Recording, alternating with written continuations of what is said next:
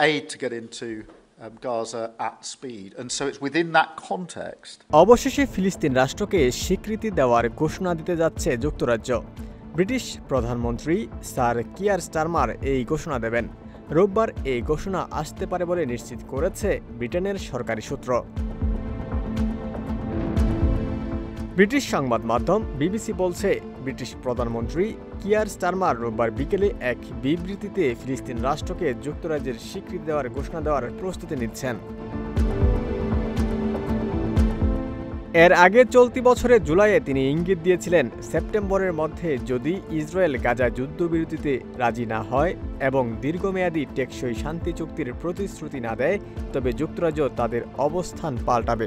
এটি ব্রিটিশ পররাষ্ট্রনীতিতে বড় ধরনের পরিবর্তন, কারণ এতদিন ধরে দেশটির সরকারগুলো ধারাবাহিকভাবে বলছিল ফিলিস্তিন রাষ্ট্রের স্বীকৃতি আসবে কেবল শান্তি প্রক্রিয়ার অংশ হিসেবে এবং সর্বোচ্চ প্রভাব ফেলতে পারে এমন সময়ে।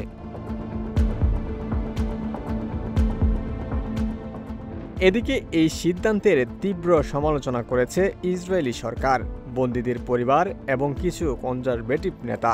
ইসরায়েলি প্রধানমন্ত্রী বেনিয়ামিন নেতানিয়াহু বলেছেন, এমন পদক্ষেপ সন্ত্রাসবাদকে পুরস্কৃত করবে। তবে ব্রিটিশ মন্ত্রীরা বলছেন, দীর্ঘমেয়াদী শান্তি চুক্তির আশা বাঁচিয়ে রাখতে পদক্ষেপ নেওয়াটা নৈতিক দায়িত্ব।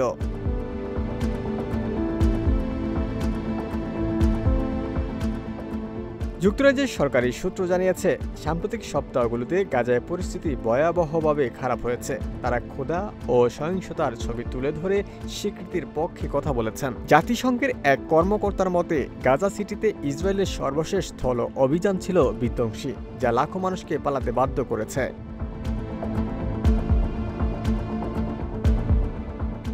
গত সপ্তাহে জাতিসংঘের তদন্ত কমিশন গাজায় ফিলিস্তিনিদের বিরুদ্ধে গণহত্যার অভিযোগ তুলে, যদিও ইসরায়েল এই অভিযোগকে বিকৃত ও মিথ্যা বলে প্রত্যাখ্যান করে। একই সঙ্গে পশ্চিম তীরে ইসরায়েলি বসতি সম্প্রসারণকেও স্বীকৃতির সিদ্ধান্তের প্রধান কারণ হিসেবেও দেখছে ব্রিটিশ সরকার।